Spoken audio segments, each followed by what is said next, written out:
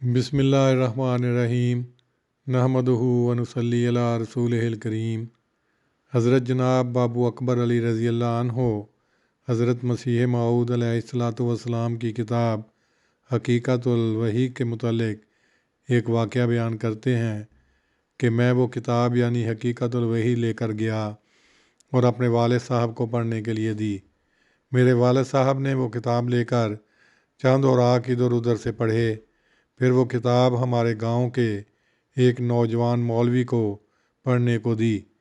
اس بدقسمت نوجوان مولوی نے کتاب کو پڑھ کر والد صاحب سے کہا کہ یہ کتاب تو ایسی ہے جیسا کہ حلوے میں زہر۔ خدا کی شان، کچھ عرصے کے بعد اللہ تعالیٰ نے اسے اسی رنگ میں زہر پلا دیا، یعنی ایک زہریلے سانپ نے اسے کاٹا اور وہ دوسرے دن راہی ملک عدم ہو گیا۔ ماہنامہ خالد، جون 2009۔